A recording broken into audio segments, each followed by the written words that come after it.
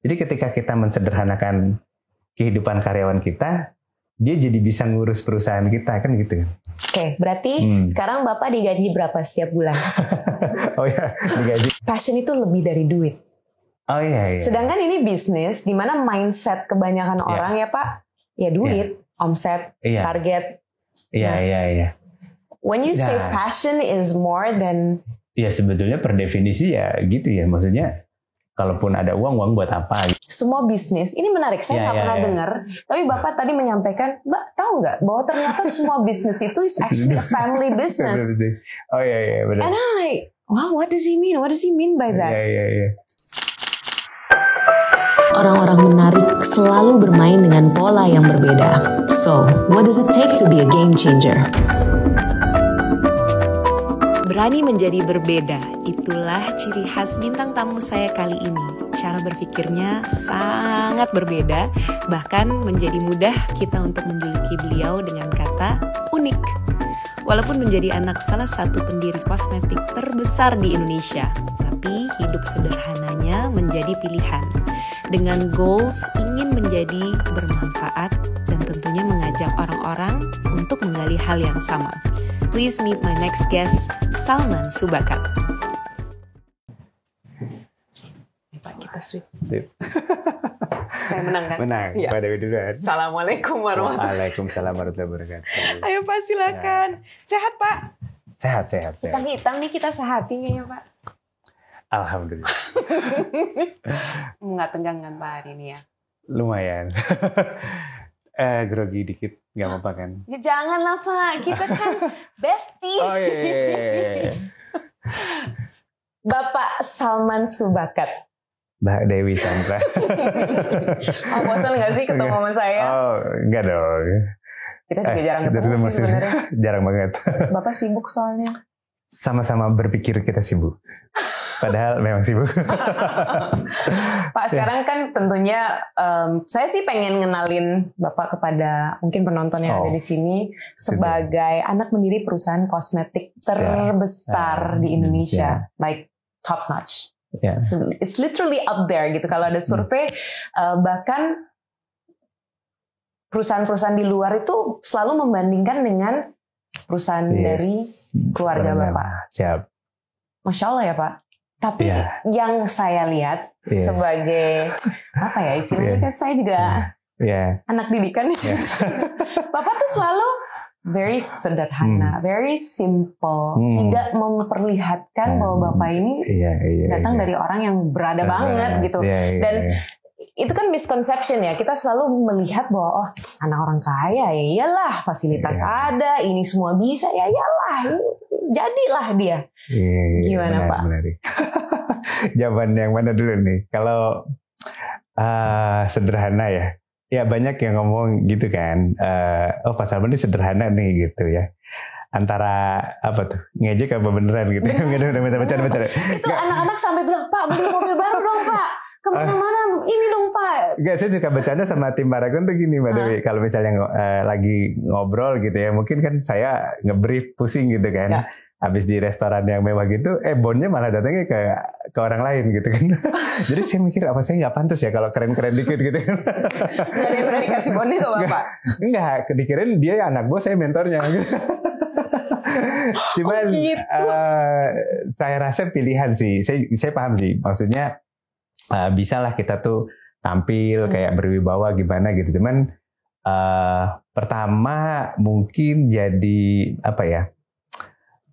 Gini, sederhana itu tidak sederhana maksud saya gitu ya. Dengan kita berusaha sederhana itu kita jadi bisa mikir hal-hal yang lebih besar. Contohnya Pak? Contohnya kerjaan, ya kan, CSR gitu ya. Tadi kita bercanda gitu ya. Keluarga Paragon itu keluarganya sederhana tapi CSR-nya mewah gitu ya. Mewah banget. Mewah banget ya. Mewah banget Pak. Banget. We're gonna go in depth on that topic, insyaallah. Ya, tapi kan ada juga yang ngomong itulah kemewahan yang sebenarnya kan gitu-gitu kan. Jadi menurut saya oke, sederhana tuh bawaan gitu ya. Tapi sederhana membuat kita juga bisa lebih fokus ke hal-hal yang lebih besar dan lebih penting mungkin kan. Termasuk tadi nolong orang atau mensukseskan perusahaan yang berarti kan mau nggak mau mensukseskan orang lain gitu kan. Ya. Gitu. Jadi sederhana itu dalam. Satu lagi mengenai sederhana ya. Apa Pak? Saya tuh pernah diceritain gitu ya. Oh sebetulnya pendirinya sih orang tua saya tuh nanya ke satu dokter dosennya. Terus dia bilang, sorry saya belum cukup pinter untuk bisa menjawab ini dengan sederhana. Gitu. Jadi maksud saya tuh sederhana itu kata-kata yang sebetulnya tuh keren gitu. Kalau orang bisa menyederhanakan sesuatu, dia bisa melakukan banyak hal. Ya. Terus kalau sesuatu itu sederhana, gampang diikutin. Dampaknya bisa luas. Ya. Kan kalau misalnya udah memimpin perusahaan udah besar kan, pemikirannya mungkin rumit, tapi harus bisa dibahasakan dengan cara sederhana. Nah, yang orang suka nggak sadar, kita tuh tidak bisa menyampaikan sesuatu secara sederhana kalau kita sendiri nggak sederhana gitu. Nah itu. Yes. Panjang ya penjelasannya, tidak sederhana ya. No, tapi poinnya dapat. Itu poinnya. Dapat banget. Jadi ternyata sederhana tidak semudah yang dibayangkan, because it takes practice. Yes. Dan belajar untuk hidup sederhana. Yeah. Apakah ini memang didikan dari orang tua juga, Pak? To be honest, ya banget. Apa pelajaran paling penting dari orang tua? Ya tadi sederhana is the key gitu ya. Yeah. Terus abis itu untuk kita bisa sederhana kan, apalagi tadi kata Mbak Dewi kan hidup banyak banget pilihan kan. Yeah. Jadi kalau kita hidupnya nggak sederhana, pilihan-pilihan itu jadi kayak rumit gitu. Yes. Tapi ketika kehidupan kita sederhana, kita jadi bisa milih dengan sederhana. Itu juga selalu disampaikan sih, eksplisit gitu. Insya Allah ya. Dan satu hal yang menarik juga Pak tentang sederhana. Yeah. Ini salah satu statement dari Bapak juga. Yaitu Bapak hadir juga untuk menyederhanakan orang lain. Boleh, what does that mean? Berarti tadi kan gini, gaya hidup udah sederhana. Betul. Kalau pengen menyampaikan sesuatu harus sesederhana mungkin biar dampaknya luas. Bahkan itu yang paling terkenal nih, salah satu dari Steve Jobs tuh simpler but not simple gitu kan. Simple but not simpler. Simple but not simpler. Jadi kayak suatu karya yang bagus itu sederhana, kayak makanan juga gitu ya. Yeah. Sederhana tapi mewah gitu kan, enak rasanya gitu kan. Panjang. Itu sederhana. Nah, akhirnya ternyata ketika kita menghadapi suatu masalah besar, tadi kan kita harus sederhanakan. Betul. Itu satu. Ya misalnya sama lah tadi kita diskusi ya. Kayak misalnya biasa kan sebagai pengusaha suka diminta untuk ngasih training ke pengusaha-pengusaha yang masih baru mulai. Selalu sebetulnya solusinya sederhana. Kayak tadi kan kita ngobrol kan. Pak saya nggak bisa bayar orang mahal, kenapa karyawan tuh kok nggak ngerti gitu kan. Terus saya bilang, kamu kan kuliahnya bagus, karyawannya nggak punya uang. Tunjukin aja nih saya nggak punya uang gitu loh. Kenapa sih ribet banget gitu sampai dibawa ke seminar gitu kan. Terus apa sih yang bisa kita kasih ke dia selain uang? Kan banyak. Bisa kasih les gratis ya kan. Punya kafenya ditutup, kita bikin bimbel sama anak karyawan. Nah, terus banyak yang baru ngeh gitu bahwa itu sesederhana itu.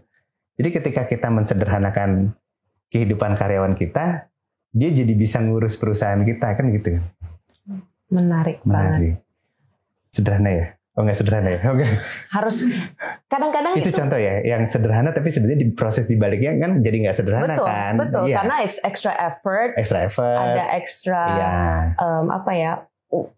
Waktu gitu kan, tentunya tiba-tiba si pengusaha kayak iya ya, saya kan dulu kuliah pinter gitu kan, tapi saya nggak bisa gaji orang lebih, ya udah saya buka-buka lagi gitu kan, terus saya lihat kalau nih karyawan punya adik SMA saya ajarin, terus karyawan tiba-tiba ngerasa iya ya gaji di sini nggak gitu gede, tapi di mana lagi gitu cari atasan yang kayak gini kan gitu.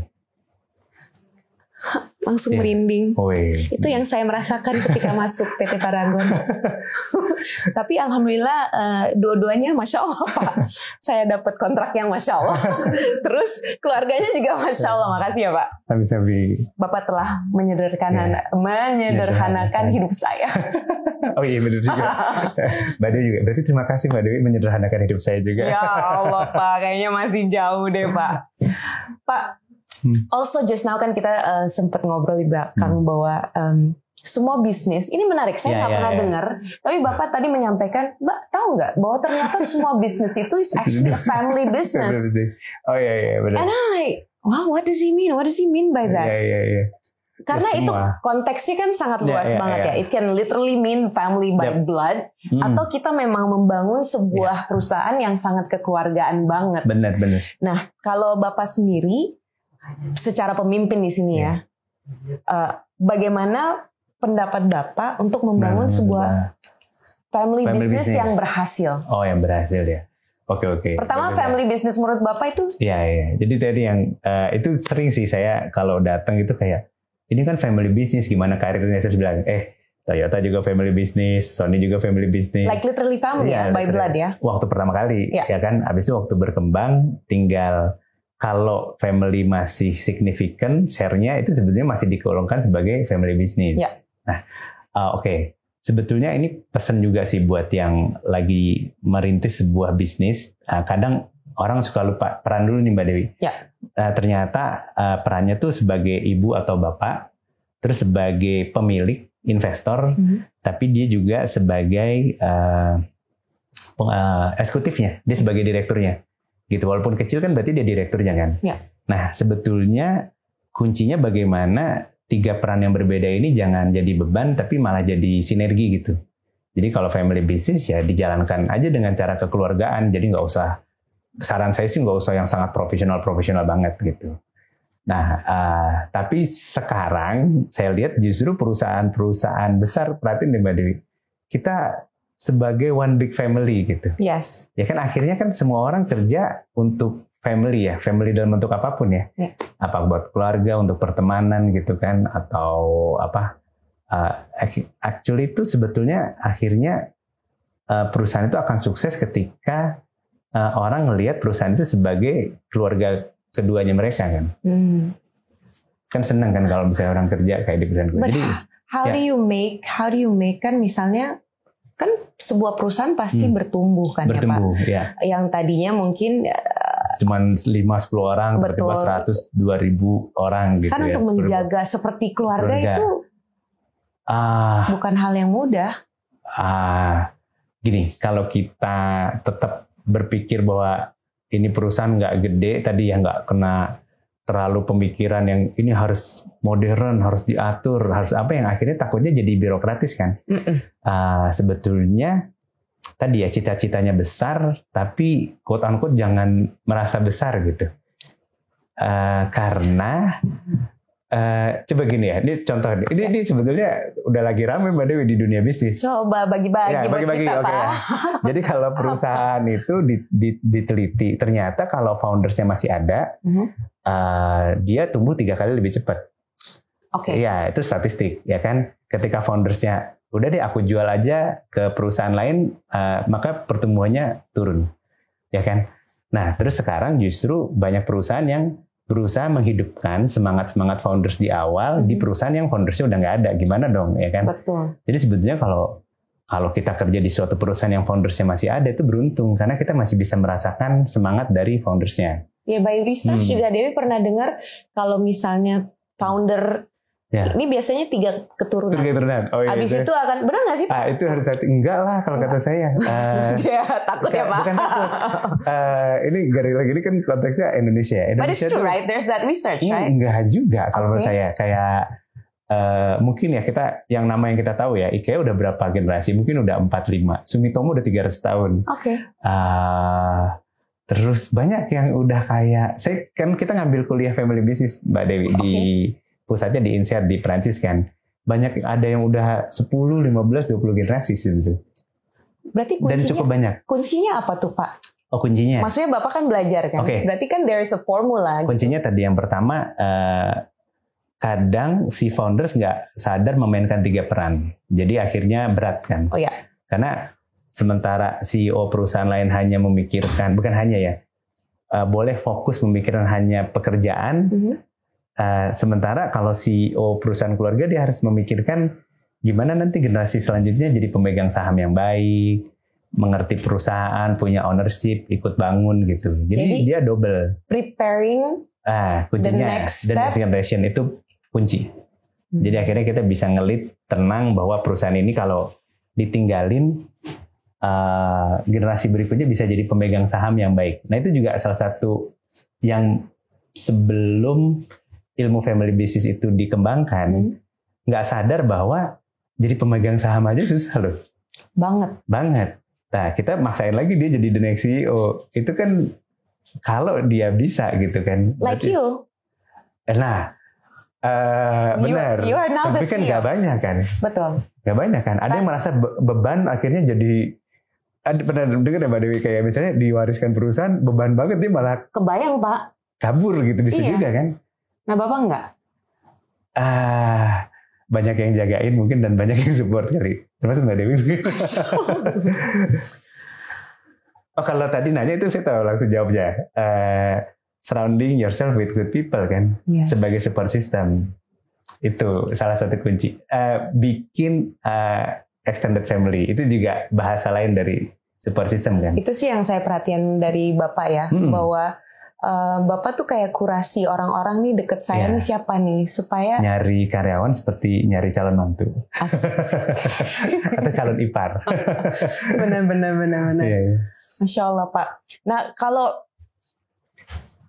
in a business, saya pengen tahu what makes a good business.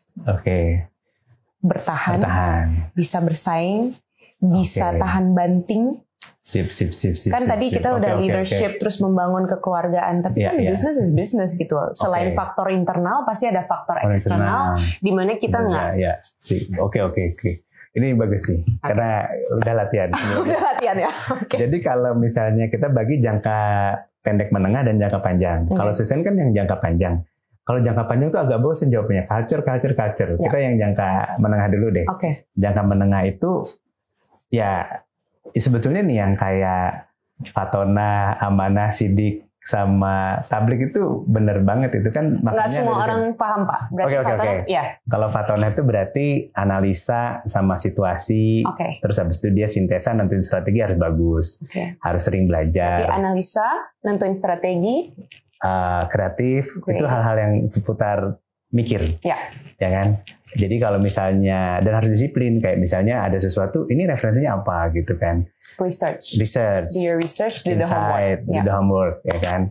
Terus harus amanah. Itu kan yang kayak ya kalau omset belum nyampe nggak pulang gitu kan.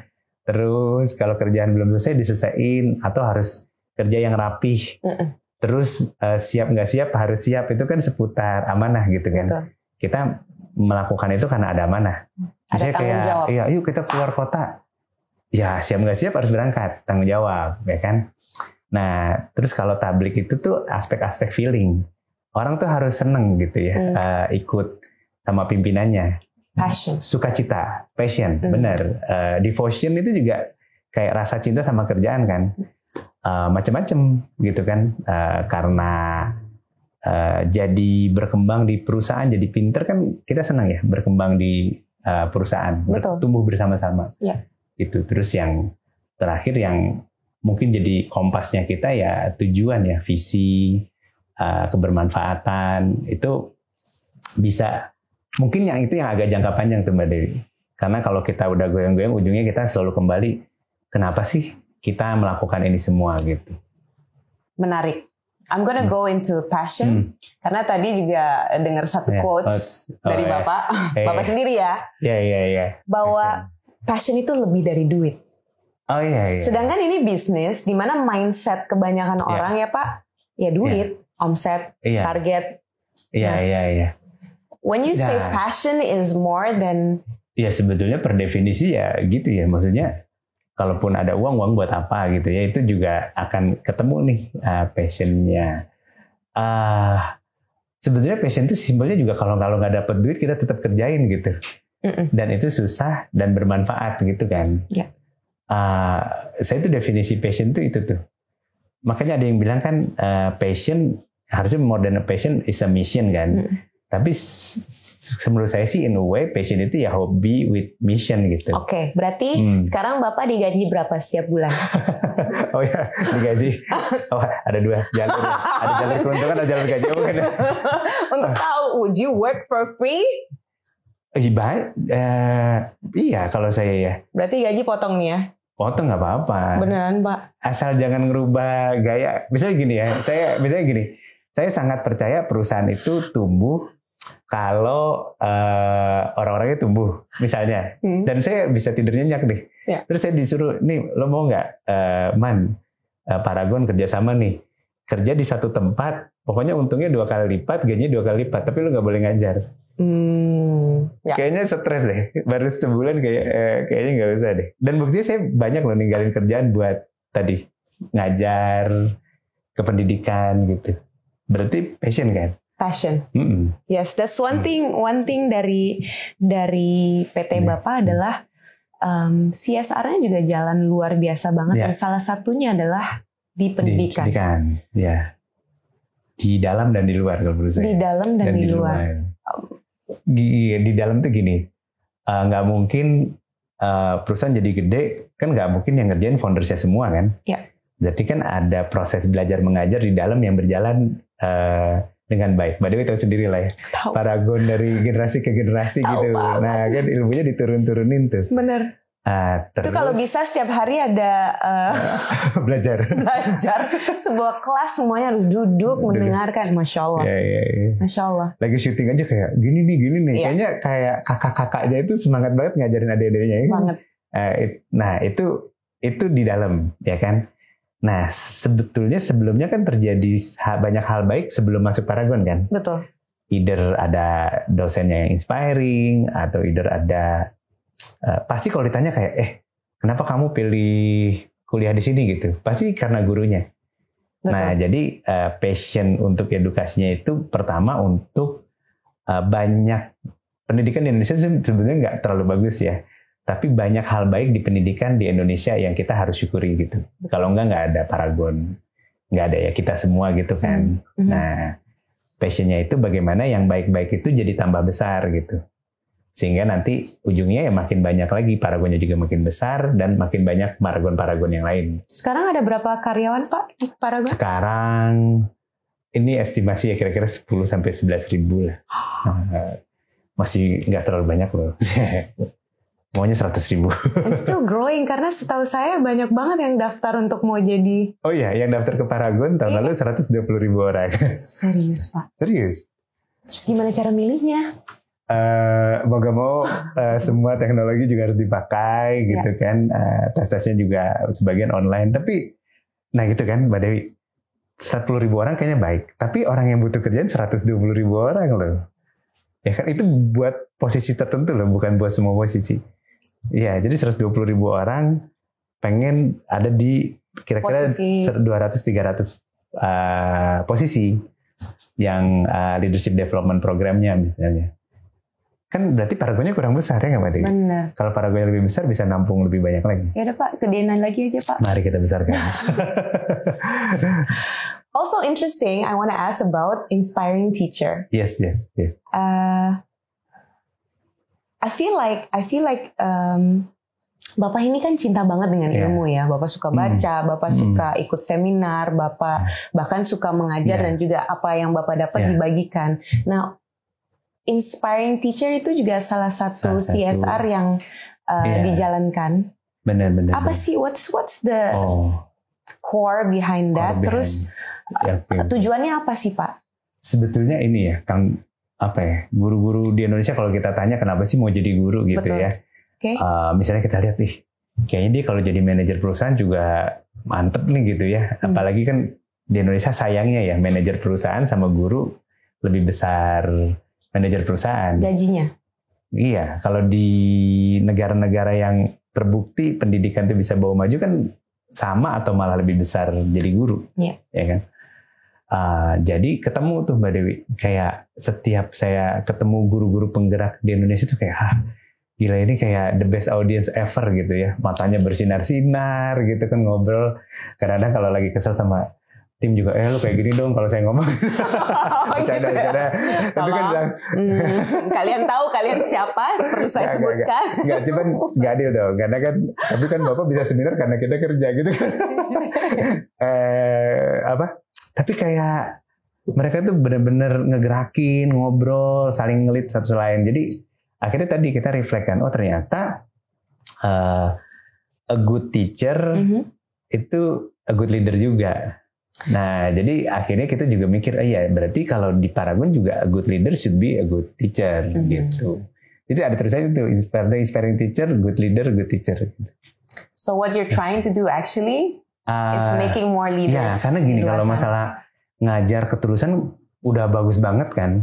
Tapi dunia korporat itu punya sesuatu juga nih, kayak bagaimana bekerja lebih efektif. Habis itu memberikan wawasan gitu. Jadi kita tuh cuma nambahin aja sih ke guru-guru yang udah inspiring ini hal-hal yang baik yang ada di perusahaan untuk segera disampaikan untuk mereka bisa mengajar dengan lebih baik lagi. Kita juga belajar juga dari semangatnya mereka. Terus ya satu lagi ujungnya kan buat tadi ya generasi masa depan kita semua gitu. Insyaallah. Pak, as a leader, yes. Kalau ada dua pilihan nih, karena Bapak bilang leadership itu sebenarnya diatur cuma dengan dua, oke. Apa Pak? Itu sudah agak minjem ya. Uang atau resource atau people. Betul sekali. So, which is more important? Lebih penting mana? Iya, saya sih selalu ngerasa balik lagi ya, uang nggak akan bisa membeli orang sepenuhnya maksudnya ya. Tapi orang yang dedicated, passionate itu bisa menarik banyak resource gitu. Jadi saya sih selalu merasa people tuh selalu lebih penting gitu. Di setiap acara tuh kalau sempet tuh saya selalu minta bayangin deh ada sebuah toko yang orangnya susah tapi semangat banget, kompak. Itu semua uang datang ke sana gitu, pelanggan, supplier gitu. Terus bantuan, konsultasi gratis. Karena saking senengnya sama semangat orang ini kan. Ya. Sebaliknya ketika ada sebuah toko yang mewah, well invested gitu ya, pemodal besar, tapi adabnya nggak baik gitu, nggak ada yang datang tuh gitu. Supplier juga cepet bayar cash aja deh gitu. Soalnya di situ dimarah-marahin misalnya gitu. Ya, datang sekali nggak akan balik lagi. Datangnya balik lagi, padahal di situ banyak uang loh. Ya kan. Jadi akhirnya saya ngeliat memang ilmu dan uang, ilmu sama orang tuh harus gitu. Kan kita diajarin gitu ya, adab dulu sebelum ilmu gitu kan, ilmu dulu sebelum amal gitu, amal dulu baru cuan gitu kan. Amal dulu baru cuan, yang diinget itu ya. Ingat, kamu dapat cuan, beramal dulu. Karena this is interesting also, another quote from you Pak adalah, aku ini mau menjadi baik supaya bisa berbuat baik dan membantu orang bermanfaat. Jadi that's also another interesting kan, berarti bukan it's all about cuan gitu. Ternyata Wardah atau brand-brand lain yang di bawah PT Paragon ini, sebetulnya kita secara nggak sadar tuh kita belajar marketing juga dari brand-brand besar kan. Kan nggak mungkin lah kita beli sesuatu kayak ini sepatu idolaku gitu, aku pengen beli biar yang punya jadi tambah kaya, mau nggak? Kayak nggak gitu kan? Enggak. Tapi kayak nilai apa yang dia bisa berikan ke kita gitu kan? Betul. Jadi kita hanya bisa berbagi apa yang kita punya kan. Jadi kalau kita pengen brand kita bikin orang ngobrol jadi lebih enak, di kantor ngobrol juga harus enak gitu. Kalau brand kita pengen menggerakkan orang untuk berbuat baik, ya berarti di kantor harus banyak CSR kecil juga gitu kan. Kalau brand kita mau bikin orang jadi percaya diri, ya kita harus bikin banyak orang percaya diri di kantor. Ternyata sampai ada kayak peribahasa Arabnya gitu, kayak kita hanya bisa berbagi apa yang kita punya gitu. Bahasa Arabnya gimana Pak? Lupa. Nanti boleh contekannya. Terus saya kan nanya, itu bener kayak gitu artinya? Iya bener, literally kayak gitu. We can only share what we have. That's true. Yeah, that's true. That's true. Mengajar harus ada ilmunya. Ilmunya ya kan? Apa? Ilmunya baru apa? Bisa dibagi ya. Bagi. Menarik Pak. Pak, saya ingin bertanya ya. Ini karena saya kadang-kadang suka nggak habis pikir dan saya benar-benar belajar ini ketika saya ada di Paragon dan bersama keluarga Wardah. Dulu, ini awal-awal baru masuk ya Pak. kalau ada acara itu semua acara itu ada goodie bag, ada pokoknya goodie bag yang dikasih gratis sama Wardah. And I'm like, mereka dapat untungnya dari mana ya? Setiap apa-apa dikasih, setiap apa dikasih. Nanti ada yang ini pokoknya how does a business work when we're trying to ini, but the focus yang bapak dan keluarga ini adalah kasih aja gitu. Memang sebanyak itu Pak yang punya sehingga kasih terus yang kembali lebih banyak lagi gitu ya Pak. Jadi konsepnya tuh gimana Pak? Memang pertama, kasih semakin banyak nanti akan dapat lebih banyak atau? Oke. Balik lagi tergantung value-nya kan. Kayak apa ya? Biasanya acara itu kan ada yang dicari tuh, ya kan? Misalnya contoh memang itu sekarang ada yang namanya kan human center. Kita bayangin aja kalau kita jadi mereka gitu loh Mbak Dewi. Datang ke guru, datang ke acara, habis itu sadar bahwa kok temanku di make up kok jadi enak dilihat, jadi tambah percaya diri. Habis itu biar langsung praktek kan mending dikasih dong. Ya kan? Ada sesuatu yang kalau kita empati itu bisa diukur gitu. Bayangin kalau kita jadi si ibu guru itu gitu. Datang jadi lebih pede, tiba-tiba dapat pujian dari kolega, terus jadi kayak belajar apa tuh kemarin gitu ya di acara guru di Jogja misalnya. Kadang-kadang sesederhana bayangin jadi yang dikasih aja sih Mbak Dewi. Berarti jangan takut memberi ya? Jangan takut. Asal tadi ya sudah bisa membayangkan gitu kan. Ya itu juga banyak juga kayak aku sering bagi-bagi kok nggak balik-balik gitu kan. Banget Pak, iya. Ya itu berarti amal gitu kan. Tapi kalau misalnya apa ya? Benar teman-teman. Kalau ngomong bagi-bagi promosi nggak ikhlas jadi kita nih. Kan tadi balik lagi amal dulu baru dapat cuan kan. Ya benar, amal dulu. Karena kita udah bisa membayangkan kan, cocok gitu kan. Jadi guru harus confidence waktu seminar belajar make up. Habis itu langsung dipakai dong, ya kan. Coba bayangin maksudnya kayak bayangin aja kalau misalnya masa datang ke seminar Wardah gak dikasih produk Wardah gitu kan. Tapi sebelumnya kan ada apa tuh nuansa, ada values yang dibangun dulu kan. Iya. Kita belajar bareng. Nah, jadi si produknya ini tuh ada maknanya gitu waktu dibagi naik. Ada story-nya sendiri. Ada story-nya, ada maknanya, ada simbolnya gitu loh. Ya. I got it. Ya. I get it. Beda kan kalau dibagi-bagiin aja kan. Beda. Kurang. Beda. Ya kan? Berarti harus ada nilai ya Pak? Harus ada nilai. Benar. Value. Menarik Yes. banget. Pak, next question. Berarti tambah susah nih kayaknya. Harus tambah susah. Karena saya lagi, kan ini ya Pak, kita semua lagi belajar untuk jadi, ya setidaknya aku lagi belajar untuk menjadi business woman juga kan. Bodoh banget, makanya butuh ilmu. I'm learning from the best insya Allah. Dan mudah-mudahan teman-teman nanya Wardah, kenapa Wardah bisa begini? Nanya harusnya ke Mbak Dewi. Ya itu, bagi-bagi mulu. Pressure. Bapak. I wanna know, as a leader, kan berarti kita juga harus memberikan target dong. Ya, siap. Harus ada target. Nah, target di sini maksudnya itu target sales atau target optimum dari si human resources-nya ini. Ya, memang target itu ada yang bilang tricky ya. Kalau kadang-kadang kalau jadi beban tercapai sebentar terus turun lagi. Ini juga orang yang suka kayak kita harus push nih karena ini perusahaan kan buat kebaikan gitu ya. Terus atau misalnya kan opportunity-nya ada, kalau nyampe kan kamu bisa jadi kepala cabang. Betul. Kalau dia sanggup, benar nggak? Akan dapat reward-nya lah intinya. Iya. Jadi sebetulnya kalau dapat reward-nya tapi nggak sanggup, kan harus dibikin sanggup dulu. Maksud saya ketika kita memberikan, kan katanya gitu ya, jangan ya Tuhan aja nggak ngasih di luar kesanggupan hambanya gitu. Emang kita Tuhan gitu kan? Nah kan gitu. Jadi target itu harus ujung ke ujung, ya kan? Right. Ya, jadi orang harus merasa bisa dapatnya baru dikasih. Nah, itu satu. Nah kedua, tapi di satu sisi kita juga target jangan membatasi. Makanya kalau bilang ya peribahasa kita zaman dulu kan, kasih target di bintang nanti jatuhnya di langit juga valid juga. Jadi kan kayak kontradiksi ya. Nah, jadi menurut saya jalanin dua-duanya gitu. Jadi kayak kasih ukur kemampuan, tapi kalau ada opportunity kejar aja gitu. Nah waktu kejar kita udah harus siapin juga nih.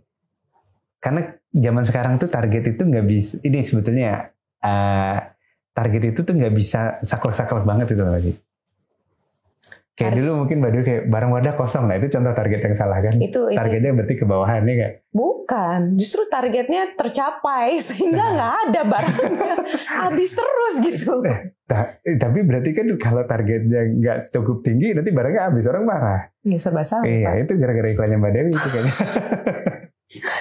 Itu bener tuh kayaknya. Habis iklan yang di balon udara itu tiba-tiba ya boleh dikasih liburan lebaran agak panjang. Karena barang udah habis sebelum lebaran selesai. Gitu ya Pak? Iya dulu sampai kosong, gudang tuh sampai kosong. Masya Allah. Bisa ya main futsal kecil-kecilan. Atas izin Allah ya Pak. Iya. Ini satu hal yang juga menarik dari Bapak Salman yang banyak orang nggak tahu. Dan saya sih lagi berharap bahwa hari ini akan keluar. Saya berharap akan keluar nih. Bapak boleh share nggak? Like what's your most interesting moment? Sebagai sebuah pemimpin dalam perjalanan ini yang kayaknya lucu banget nih, tahu nggak sih? Iya, yang orang-orang tuh nggak tahu, tapi kan Bapak juga suka bercanda ya, experience yang menarik banget yang Bapak suka sharing kayak misalnya bicara sama Tulus gitu. Ini karena cerdasnya Bapak, Tulus sampai Pak ngomong apa ya Pak? Iya kan, that's one experience. Terus kemarin saya lagi jalan juga sama Wilda, saya cakap, Bapak lagi kerjain gini, hah? Bapak kerjain apa? Kok aku nggak tahu? Itu memang Pak Salman Universe. Pak Salman udah punya universe, masya Allah gitu. Jadi, there's so many funny things about Pak Salman sebenarnya. As a boss, you're a leader, but you're also so much fun to work with, Pak. Apa Pak? Satu pengalaman. Itu panjang ceritanya tuh. Jadi saya nggak tahu kalau orang nggak ngerti kalau saya ngomong itu baru belakangan. baru ini Pak. Jadi saya selalu bilang gini kan, ngerti kan, gitu kan. Ada satu dua yang bilang, jadi saya cek ya, ngerti nggak? Nggak ngerti gitu ya. Tapi sebetulnya kejadian pertamanya itu justru saya ngobrol banyak hal tapi terpisah-pisah kan. Saya merasa udah fokus nih, strategik gitu ya. Ke si A karena hobinya ini ngomong ini. Ke si A ini jago banget kayak gitu ya. Terus di satu seminar saya lagi di luar gitu. Terus tiba-tiba seorang pemimpin itu kalau ngomong harus bisa dimengerti. Terus kok ketawanya bareng-bareng dan puas banget gitu kan. Siapa sih itu? Si audiens. Oh baik. Kayaknya saya ya. Terus saya terus tapi saya kayak gitu. At the end kan itu ya, ujungnya kan kita berhasil gitu kan. Jadi dengan segala kepusingan terus baru mereka ngomong, iya Pak Bapak ngomong kita harus terjemahin lagi tuh gitu kan. Terus tiba-tiba kayaknya ada yang rekam gitu kan. Terus tiba-tiba diputer-puter ulang baru ngerti kayak wah gue nyusahin hidup banyak orang. Oh itu termasuk ya. Jadi ternyata susah juga ngikutin gitu kan. Ada yang bilang saya baru ngerti abis 2 tahun Pak gitu kan. Kenapa gak ngomong gitu kan. Ternyata mereka itu ngobrol-ngobrol di balik layar. Nanya sama senior, tadi Pak Salman ngomong gini artinya apa sih gitu ya. Maksudnya apa sih. Tapi dijelasin gitu. Maksudnya gini, dulu saya pernah gini. Jadi balik lagi ya. Bayangin kalau misalnya, ya udah lu pikir aja sendiri. Dulu gue juga mikir sendiri. Nggak akan kejadian Paragon kayak sekarang kan. Itu tuh hal-hal yang paling lucu itu. Terus bahkan kan kita ngambil training ya. Jadi di live kan lagi ya. Gak apa-apa. Ini pengakuan jujur. Jadi saya kan ngobrolnya gini. Terus abis itu kata trainernya tuh bilang bahwa kita harus sensitif loh. Orang itu ngerti gak ngerti ya kan nada suara gitu kan. Terus coba rasakan nada suara kita itu ada di mana sih? Terus saya bilang, oh iya. Nada suara? Nada sini, suara orang tuh kan bisa ngomong tuh kayak ramah, warm and friendly gitu ya. Terus kayak warrior tuh kayak tegas. Terus bisa wise, kayak Mbak Dewi apa kabar sih gitu kan. Oh kirain saya wise, GR. Terus ada lagi kayak wizard, bikin orang penasaran. Ada kan kayak, terus saya tuh bahkan kayak, saya tuh gak pernah, gini saking cepetnya pengen ngobrol, saya tuh gak pernah dengerin diri saya sendiri secara detail, itu maksudnya lucu aja gitu. Terus saya kayak, kalau gue ngomong nada suaranya kayak apa sih gitu. Terus pada ketawa juga, lu gimana sih man gitu. Nada suara lu tuh warm gitu. Oh iya bener juga ya gitu. Jadi saking apa ya, kayaknya punya gambaran terhadap sesuatu, kan katanya orang visual gitu ya. Saya ngobrol cepat gitu, berusaha menerjemahkan, saya sampai mendengarkan diri sendiri itu. Sampai saya ada cerita, ini lucu juga gini. Kalau misalnya berarti direkam gitu Pak, untuk mendengarkan diri sendiri. Iya direkam akhirnya. Akhirnya direkam terus dengerin sendiri. Kadang-kadang saking saya kalau udah banyak mikir agak-agak quote-unquote frustasi gini. Gimana Mas Iman? Gini aja deh. Ya kan ngobrol aja sama ini deh. Biasanya teman saya itu Mas Ivan deh di pendidikan. Terus dia bilang gini, saya lebih jelas dengar dia ngomong tentang pemikiran saya dibanding saya dengerin diri saya sendiri. Jadi tapi manusia itu diciptakan dulu terus sampai orang ketawa gitu. Gak apa-apa. Kita apa adanya bilang gitu. Kalau saya dengerin saya sendiri saya suka pusing. Tapi setiap mendengarkan pemikiran saya diceritakan orang lain, saya lebih jelas saya gitu. That just shows, you know, you have a genius mind, Pak. Masya Allah. Antara ya dan tidak. No, I think so because sama gitu. Saya juga punya guru ya Pak. Asli kadang-kadang, Masya Allah yang disampaikan tuh tinggi yang kayak jalannya paralel gitu ya. Ini maksudnya apa ya? Ini maksudnya apa ya? Coba tanya kayaknya Pak gurunya mungkin belum ngerti juga apa gitu. Tapi gini. Insya Allah gurunya ngerti. Insya Allah guru kan kita yang nggak ngerti Pak. Just joking. Jadi gini, antara ngerti sampai keselak lagi. Antara ngerti sama deliver tuh beda. Jadi gini, ternyata untuk kita memahami diri sendiri itu juga harus rame-rame. Gitu maksudnya gitu. Reflektif kan gitu ya. Kita ngelihat pemikiran kita kalau orang lain. Ternyata kan kita gitu kan. Mbak Dewi lihat ada diri Mbak Dewi di sisi diskusi kita. Saya melihat ada, kan itu namanya saling reflective moment tuh. Right. Kayak gitu. Tapi sebetulnya tadi saya mau masuk ke membuli diri sendiri tadi ya. Karena ini apa? Itu juga satu hal yang Pak Salman suka lakukan. Membuli diri sendiri. Tapi ternyata itu penting ya. Karena menurut saya tugas seorang leader tuh kayak ketika orang lihat dia simple. Gue bisa kok kayak dia gitu. Kalau kita datang terus malah bikin kayak wah nggak terjangkau, nggak approachable, kan malah kehadiran kita malah bikin orang malah tadinya cita-cita jadi leader malah nggak jadi leader ya kan. Jadi sebenarnya in a way menurut saya tugas leader itu bikin orang itu pengen dan merasa mampu. Jadi juga cuma pengen dan merasa mampu untuk jadi dia gitu. Masya Allah. Menarik. Kayaknya kalau dilihat kisah-kisah Nabi itu kan kayak sederhana gitu kan, kayak simple, smooth gitu ya. Nah baru sekarang tuh kayak leadership itu disebut smooth, ngelitnya, nimble, agile, itu sebetulnya kayak leadershipnya Nabi Muhammad tuh kayak simple tapi ngena gitu, orang nggak bisa. Madinah face ya, kan ada Mekah face. Iya sebetulnya dua-dua pada masanya dan pada agregatnya tuh begitu gitu. Sebelum jadi nabi kan udah jadi hakim kan pasti orangnya kayak smooth banget gitu. Orangnya nggak sopan gitu ya. Dia boleh dikat gak? Beliau sallallahu alaihi wasallam. Iya nanti. Iya. Masya Allah. Ya, but I get what you're saying. Intinya to become a leader. Iya.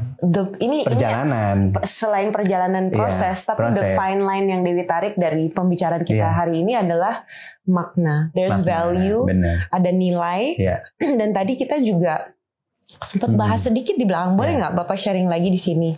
Bapak bahas tentang ini keren banget sih Pak. Secara singkat kalau boleh. Saya lupa yang mana yang keren ya. Semuanya keren Pak. Bapak kalau ngomong keren. Terima kasih. In search of meaning. In search of meaning. You read that book ya? Iya. Itu menarik banget Pak. Pencarian makna. Viktor Frankl. Iya. Viktor Frankl. Boleh Pak di-share? Oh ya cerita ya. Jadi dia tuh psikolog gitu, brilliance gitu kan. Dia sebetulnya dari dulu udah terkenal banget si Viktor Frankl ini. Bahkan setahu saya tuh umur 14 tuh kayak ini kok ada di Eropa jenius banget. Di US tuh kayak udah kedengeran korespondensi gitu. Nah waktu ada Kamp Nazi, beliau termasuk yang akan kena nih masuk ke Kamp Nazi itu. Dia di Austria. Karena dia kayaknya keturunan Jews, ya kan. Terus dia punya opsi untuk pergi ke US, tapi cuman bisa bawa istrinya. Kan zaman itu mungkin nggak sesimpel sekarang ya. Terus dia nyari apa nih, apa makna dari ini semua kan. Terus dia ada satu nisan di church itu yang kurang lebih kalau kita ngartinya tuh kayak perwakilan Tuhan di muka bumi itu orang tua. Gitu. Jadi dia kembalikan lagi, ya berarti saya harus ngerawat orang tua saya nih di sini, di Austria gitu kan. Ya, benar. Nah, terus dia akhirnya malah masuk Kemnazi dong, otomatis kan. Orang tuanya masuk, istrinya masuk. Akhirnya ya meninggal lah satu-satu ya, orang tuanya meninggal, ibu, bapak, dan istrinya juga. Dia juga udah kritis banget lah. Tapi di situ dia menemukan makna hidupnya tuh di sana. Nah, tapi anehnya ketika sudah selesai perangnya kan banyak perwira Nazi yang trauma atas sikapnya dan tindakannya kan. Nah, dia malah jadi yang terdepan juga tuh untuk menyembuhkan trauma perwira-perwira Jerman yang membantai keluarganya gitu. Ya karena mungkin dia saking percayanya manusia itu sebenarnya pada dasarnya nggak jahat gitu kan. Dan dia waktu nulis di buku itu juga dia malah ngerasa itu kayak biasa aja. Itu kan orang sederhana kan gitu ya, luar biasa. Dia kayak kok kayak gini aja terkenal sih gitu. Jadi waktu dia nulis kerasa kan ketulusan dia nulis ya, memang ini pencarian makna saya nulis ini bukan buat saya jadi penulis terkenal gitu. Menarik ya. Gimana caranya Pak bisa kayak gitu? Kayaknya dapat makna, get value. Kayaknya pertama kalau ada makna tuh ya dimaknain lagi kan, kayak kenapa gue ketemunya buku-buku kayak gini ya gitu kan. Pasti ada alasannya satu. Terus biasanya itu entah kenapa tuh ada suara-suara gitu sebelum baca buku itu, ada nasihat dari temen gitu kan. Kayak harus gimana nih paragon, terus peran saya di masyarakat. Saya kirain tadi gitu. Suara-suara ada malaikat. Oh bukan, ngobrol sama Bapak. Saya yakin kalau ada orang baik tuh malaikat bisikin dulu baru ngomong. Ini kayaknya Mbak Dewi lagi dibisikin siapa gitu kan. Emang begitu mekanismenya kan. Apa cara Tuhan bekerja. Benar. Kan gitu kan. Dibisikin, abis itu coba Mbak Dewi bikin Pak Salman senang gitu. Yang ada bikin Pak Salman stres gitu terus. Iya kayak gitu. Jadi kayaknya gini deh, kayaknya jawabannya kalau dibikin tadi ya sederhana ya, kita akan menemukan apa yang kita cari nggak sih? Ya. At the end gitu. Jadi kan kalau kita nyarinya tadi itu serius ya jadi serius. Kalau kesederhanaan ya jadi sederhana gitu kan. Saya tuh tiba-tiba jadi kepikiran itu tuh. Kalau nyari makna itu Michelangelo kayaknya dia ngomong gini. Gimana sih cara dia bikin patung? Dia lihat batu, dia bayangkan ada karya di dalam, dan dia membuang apapun yang bukan patung gitu. Kebayang nggak sih? Jadi kalau kayak batu ada makna di dalam, yang bukan makna dibuang-buang gitu. Baru kita ketemu maknanya nggak sih? Philosophical-nya Masya Allah. Ini gara-gara ngobrol sama Mbak Dewi baru ingat tuh. Interesting, very very interesting. Tahu nggak? Kayak gitu baru kepikiran sembari jalan loh. Ada yang bisik-bisik ya Pak? Enggak, karena menurut saya memang mekanismenya gitu. Kita dua orang yang berbeda ngobrol pasti ada sesuatu yang baru. Benar. Kalau nggak baru rugi, ya kan? Setuju. Sepakat. And we're gonna end with this ya Pak. Ini insight dari informan dari dalam. Bahwa ciri khas Bapak itu selalu minta satu kata ketika kita selesai dalam sebuah perbincangan atau sebuah pertemuan atau meeting. Nah, satu kata dari Bapak untuk hari ini di podcast Ala Nabi, apa katanya? Dan satu lagi adalah, ternyata hari ini saya ketemu dengan Dewi dan teman-teman di sini. Titik. Ya, titik. Sebenarnya tadi sudah agak mau gombal sih. Ternyata saya kayaknya kecanduan nih kayak gini-gini, gak ada bercanda. Gitu ya Pak? Karena banyak banget. Oh bukan deh, minta diundang lagi. Apa ya? Itu dia, ternyata ngobrol itu bisa sangat banyak maknanya gitu. Lebih dari yang saya pikirkan itu kali ya. Satu lagi satu episode baru dong. Oh, satu lagi. Oke. Saya mendapatkan sebelum acara ya. Untuk yang bingung ya. Boleh. Kayak misalnya rambut saya hari ini. Itu kan pembina harus tampil apa adanya ya. Betul. Saya juga baru tahu, gitu ya caranya Saya gini, untuk mendapatkan rambut di podcast ini biasanya saya bingung gitu. Baru kalau habis berantakan baru keluar. Saya nggak tahu cara ngeberantakinnya, ya kan. Hari ini dengan kerja sama tim, saya mendapatkan cara bagaimana mengatur rambut saya. Mengatur gitu. Rambut supaya berantakan ala opa-opa Korea, ternyata di itu kayak iklan shampoo gitu. Pas turun, bagus ya, Masya Allah. Hal yang sederhana tapi memecahkan masalah bertahun-tahun ya sih. Bapak dapat di sini. Dapat di sini. Ya. Oke, lalu satu kata untuk hari ini? Satu kata untuk hari ini bermakna aja. Bermakna. Banget, ya. Insya Allah. Barakallahu fikum Bapak. Ya. Terima kasih sangat atas ilmunya, atas waktunya, atas... Wow. Ada. Itu sengaja dari sutradaranya. Itu suara-suara yang saya dengar dari tadi, Pak. Itu ternyata bocor. Itu dari tadi semua pertanyaan dari situ tadi. Saya pendengaran tadi. Masya Allah. Makasih banyak ya Pak. Siap. Semoga dilancarkan semua urusannya. PT Paragon akan terus berkembang dan bisa terus bermanfaat untuk banyak orang. Semoga terus berjalan bersama-sama, Mbak Dewi. Perjalanan masih panjang. Semoga Allah panjangkan umur kami semua. Amin. Terima kasih banyak Pak.